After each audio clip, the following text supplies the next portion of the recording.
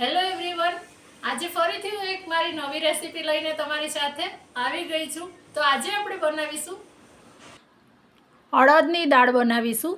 તો આ દાળ પારંપરિક રીતે વર્ષોથી જે રીતે બનતી આવી છે એ રીતે આજે આપણે બનાવીશું, કે જેનો વઘાર પણ આપણે નહીં કરીએ અને એમાં એક પેસ્ટનો ઉપયોગ કરશું, જે પેસ્ટ જ આ આખી દાળમાં ગેમ ચેન્જર છે. તો એના માટે 1 વાટકી અડદની દાળ અને સાથે મેં 1 ટેબલ સ્પૂન ચણાની અને મગની દાળ લીધી છે. કોઈ એક દાળ પણ લઈ શકો છો અને તમે 2 દાળ પણ લઈ શકો છો. ચણાની કે મગની કોઈ એક દાળ હોય તો એમ પણ ચાલે, કારણ કે અડદની દાળ છે એ ચીકણી હોય છે, એટલે એની સાથે આ બીજી દાળ એડ કરવાથી થોડી એ ફરસી થશે, એટલા માટે. હવે આને આપણે એક વખત ધોઈ નાખવાની છે. આ દાળ છે આપણે આજે 0 ઓઇલ બનાવવાના છે અને સરસથી ધોઈ અને આ પાણીને કાઢી નાખવાનું છે. અડદની દાળ છે એ ઘણી શક્તિવાળી છે. આપણે શનિવાર અને મંગળવારે આ અડદની દાળ દરેક ઘરે બનાવતા જ હોય છે. અડદની દાળ છે એ માંદા માણસને પણ ઊભા કરી દે, ચાલતા કરી દે, એટલી શક્તિવાળી છે. પ્રોટીનથી ફૂલ ઓફ પ્રોટીન તો છે જ, પણ આમાં બીજા પણ અનેક ગુણો રહેલા છે. અડદની દાળની તાસીર છે એ ઠંડી છે. ત્યાર પછી આ 1 ચમચી મીઠું લીધું છે મેં અત્યારે, અને હવે આની અંદર આપણે પાણી લેવાના છે. તો અત્યારે આપણે 1.5 ગ્લાસ જેટલું પાણી લઈ અને આ દાળને આપણે સરસથી બાફી લેવાની છે. આને પલાળવાની કે કંઈ જ જરૂર નથી. આ 4-5 સીટીમાં સરસ બફાઈ જશે. આને હવે મીડિયમ ફ્લેમ રાખીને બાફવાની છે, કારણ કે અડદની દાળ છે એ એમાંથી પાણી છે એ બહાર ઉભરાશે જ, એટલા માટે ગેસ એકદમ મીડિયમ રાખવાનો છે. અને હવે એની મેઇન જે પેસ્ટ છે, જે ગેમ ચેન્જર છે, એ પેસ્ટ આપણે તૈયાર કરીશું. તો એના માટે મેં અત્યારે 8-10 લસણની કળી લીધી છે. એક મોટો ગાંઠિયો લેવાનો છે અને લસણ છે એ આગળ પડતું લેવાનું છે. ત્યાર પછી આની અંદર એક મોટો ટુકડો આદુનો લીધો છે. સાથે મેં કોથમીર લીધી છે. અને હવે આની સરસ પેસ્ટ થાય એટલું ચપટી એની અંદર મીઠું લઈ લેવાનું છે અને આને સરસ ખાંડી અને પેસ્ટ બનાવવાની છે. અને આ યાદ રાખવાનું છે કે આ પેસ્ટ આપણે ખાંડણી દસ્તાની અંદર ખાંડીને જ બનાવવાની છે, એનાથી જ એનો જે ઓરિજિનલ ટેસ્ટ આવશે. આપણી પેસ્ટ તૈયાર થઈ ગઈ છે અને આપણું કુકર પણ ઠંડુ થઈ ગયું છે. તમે જોઈ શકો છો કે દાળ છે એ સરસ બફાઈ ગઈ છે. દાળ છે એ આખી ગળી નથી જવા દેવાની, બફાઈ જવી જોઈએ, પણ કાચી ના રહેવી જોઈએ અને સાવ મેશ પણ ના થઈ જવી જોઈએ. આ રીતે એના ચંક્સ છે એ દાળના રહેવા જોઈએ, એને એટલી બાફવાની છે. આનો ટેસ્ટ એટલો સરસ આવે છે ને, મારી દીકરી છે એ તો એને તો બહુ જ ભાવે છે. નહીંતર એ જનરલી શાક ખાવા માટે આનાકાની જ કરતી હોય છે, પણ અડદની દાળ બનાવીએ ત્યારે એ 1 ભાખરી આરામથી ખાઈ જાય છે, અથવા 1 રોટલો.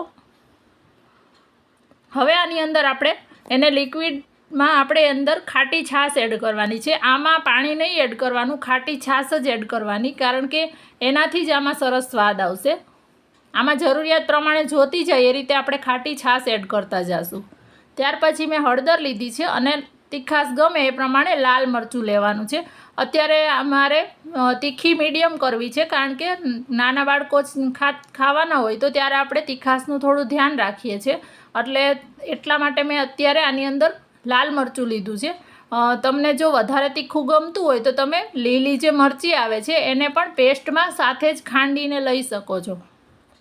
હવે એક વખત સરસ મિક્સ કરી અને જોઈ લેવાનું, જો જરૂર લાગે તો હજી થોડી છાશ એડ કરવાની.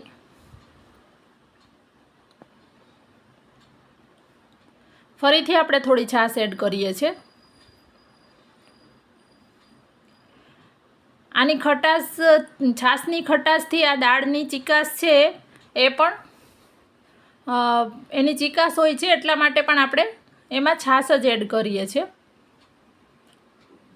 હવે આની અંદર જે આપણી પેસ્ટ છે એ તૈયાર કરી લેશું, એ એડ કરી દેશું અંદર. આ પેસ્ટથી આખી દાળનો ટેસ્ટ છે એ બદલાઈ જાય છે. જ્યારે ઉકળતી હોય ને ત્યારે પણ તમને એટલી સરસ ફ્લેવર એની આવે છે કે તમને ત્યારે જ જમવાનું મન થઈ જશે. તમારા ઘરમાં અડદની દાળ તમે વઘારીને બનાવો છો કે કાચી, આ રીતે તમે એક વખત મને કોમેન્ટમાં જણાવજો. તમે આ જ રીતે બનાવો છો કે અલગ રીતે બનાવો છો એ પણ મને જણાવજો. જો હું એ રીતે ના બનાવતી હોય તો હું પણ એ રીતે ટ્રાય કરીશ. હવે ઉપરથી અડધી નાની ચમચી હિંગ લીધી છે, કારણ કે અડદની દાળ છે એ પચવામાં ભારે છે, એટલે સાથે આપણે આદુ લસણ પણ વધારે લીધું છે અને અત્યારે હિંગ પણ લઈએ છીએ. હવે આને ઉકળવા મૂકવાની છે. તો આને એક આખો સરસ બોઇલ આવે ત્યાં સુધી આને ઉકાળવાની છે, કારણ કે આપણે છાશ લીધી છે એ કાચી છે, એટલા માટે આ થોડું ઉકળી જાય અને ગરમ થઈ જાય એટલી વાર માટે જ આને ઉકાળવાની છે.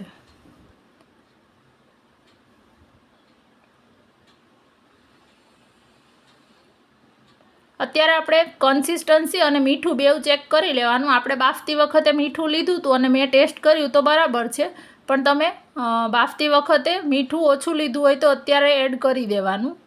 અને તમને જો થીક લાગે તો તમે છાશ એડ કરી શકો છો, અથવા તો પછી પતલી હોય તો થોડી વાર એને ઉકાળી લેવાની. આ તરત જ એકદમ થીક થવા લાગશે, એટલા માટે. જો કેટલી સરસ દેખાય છે. આને આપણી આ દાળ છે એ સરસ ઉભરો આવી ગયો છે અને તૈયાર થઈ ગઈ છે. આને આપણે અત્યારે બાજરીના રોટલા સાથે, ભાખરી સાથે ગમે તે રીતે સર્વ કરી શકીએ છીએ. તમે પણ શનિવારે અને મંગળવારે અથવા ગમે ત્યારે વીકડેઝમાં બનાવી અને એન્જોય કરજો. વિડીયો ગમ્યો હોય તો એક લાઈક જરૂરથી કરી દેજો અને મને તમારા રિવ્યૂઝ છે એ કોમેન્ટમાં લખવાનું ના ભૂલતા.